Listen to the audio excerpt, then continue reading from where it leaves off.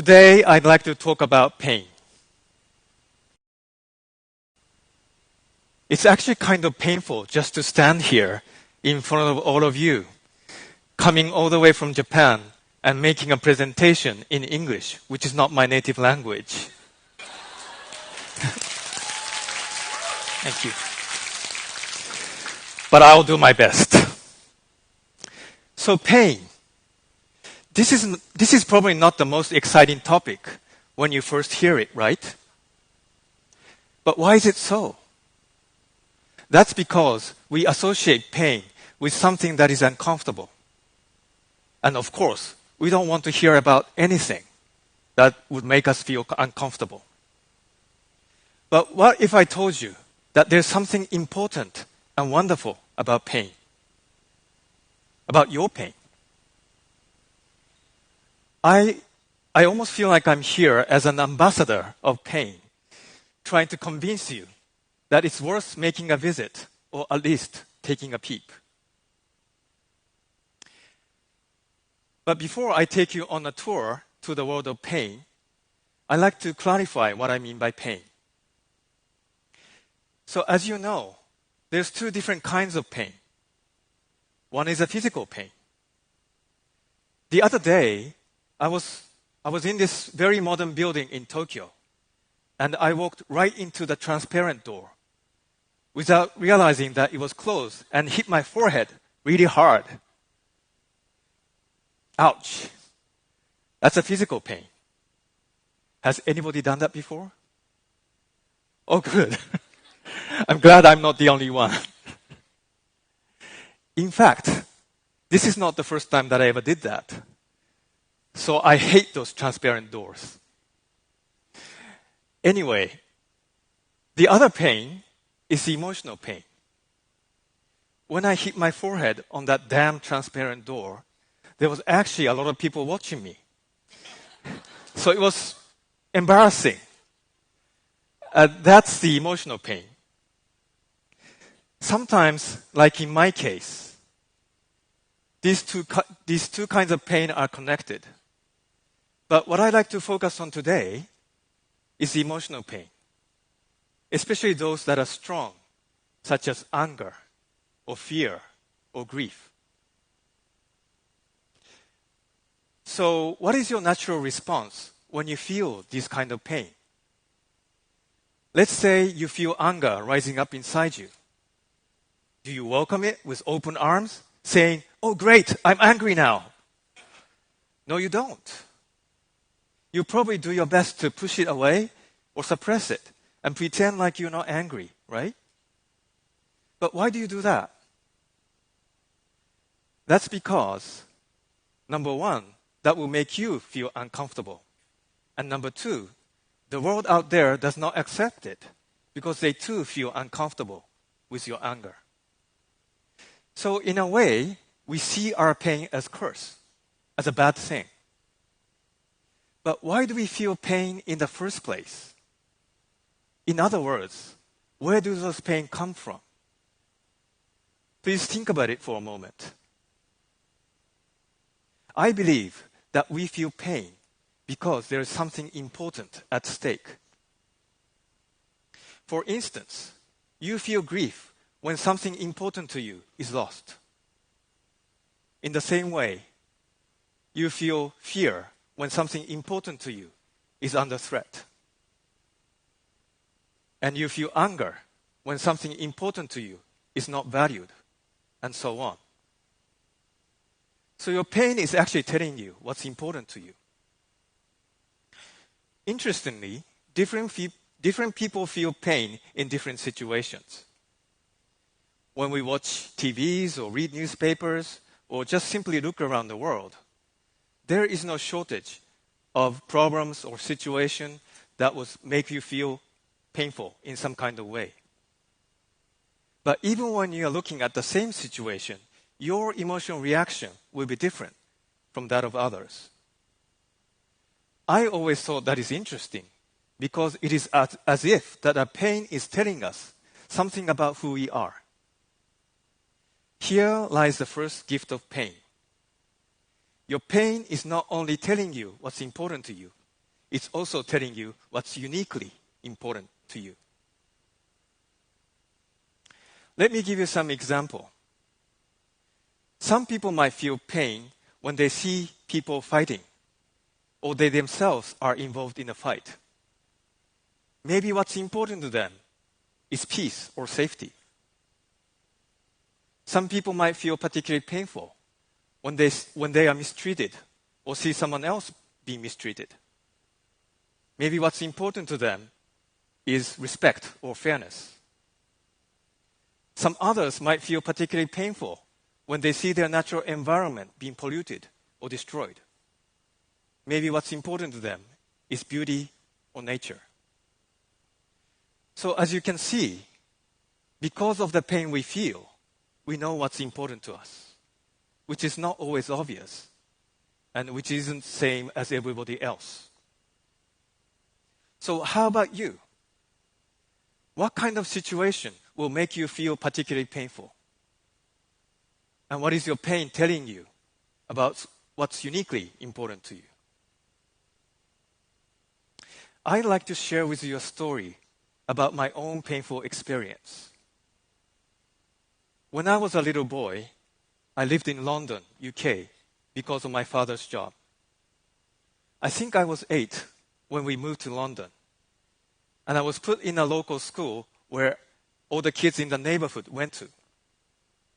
I was the only Asian in the school, and there was a harsh discrimination against me because of my racial background, because I was Japanese. My classmates and even my teachers were unkind or sometimes even malicious. I still remember that one day I went to school in a school uniform and saw everyone else wearing a casual clothes with their knapsacks and water bottles. Guess what? It was a school excursion day. We went to a zoo, but nobody cared to share their lunch with me. So by the time I got home, I was so hungry that I fainted when my mother opened the door. It was so bad, so I wanted to change school. But my parents didn't take this situation so seriously and said, "Well, kids tend to be naughty. You'll soon get used to it." It wasn't until some of my classmates came around and threw stones at my house and broke some of the windows, shouting, "Get lost, you Japs!"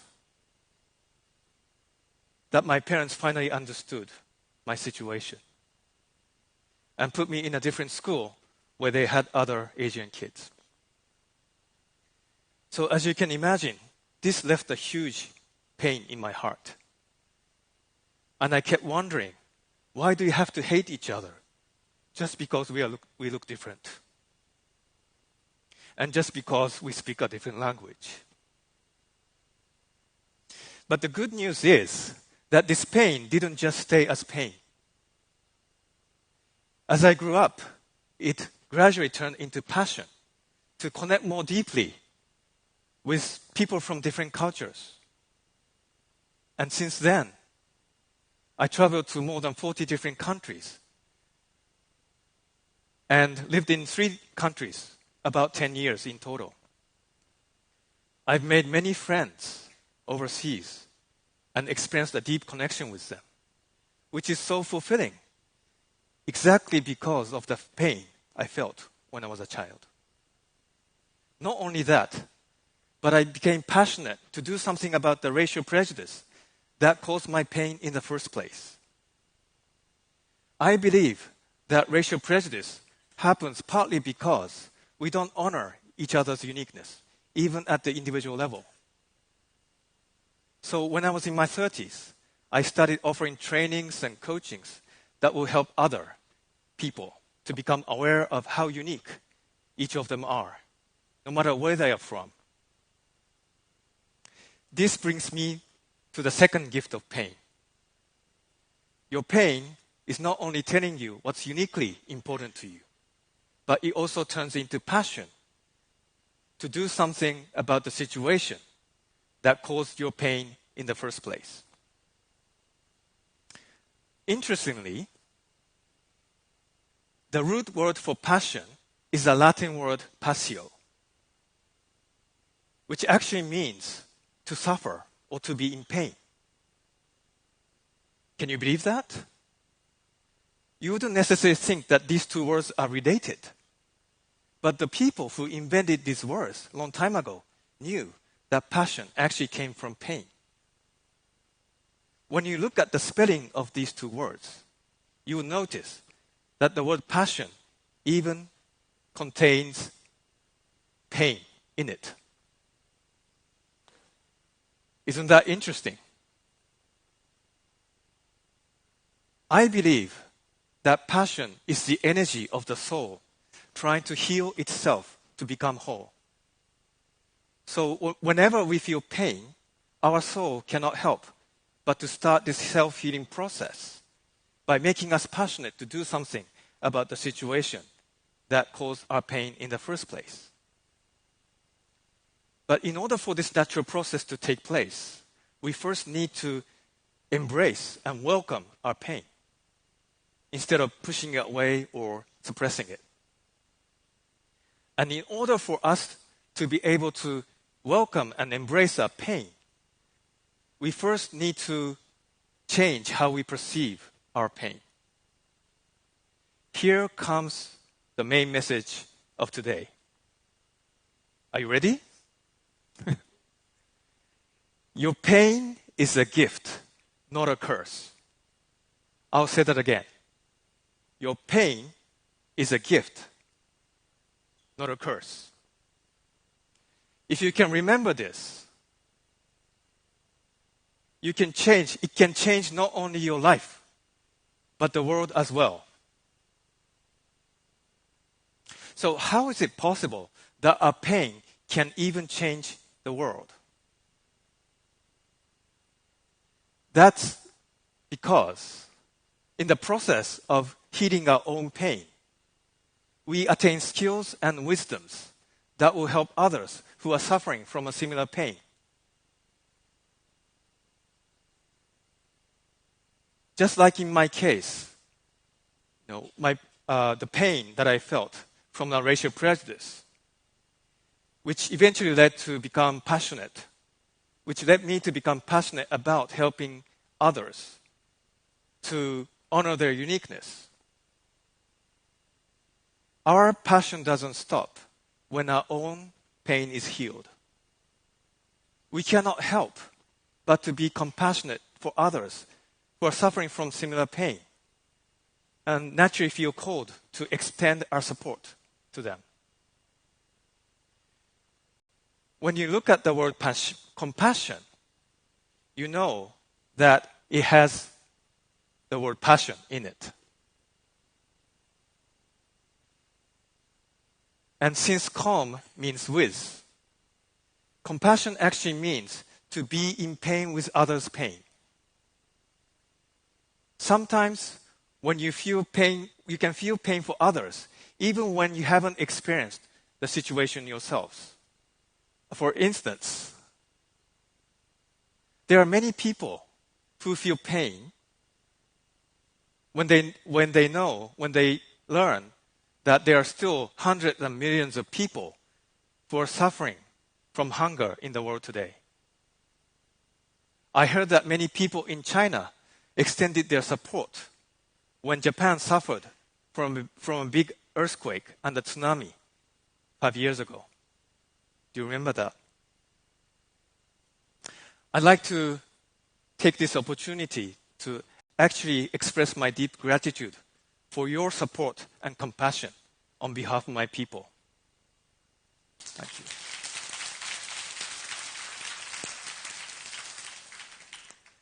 This actually tells us that we humans are compassionate beings by nature. And it seems that our ability to feel compassion for others and act on their behalf becomes stronger when we allow ourselves to feel our pain more fully. This is the third and the final gift of pain. In addition to telling you what's uniquely important to you, and also making you passionate to do something about the situation that caused your pain in the first place, your pain can make the world a better place by allowing your compassion to help others who are in similar pain.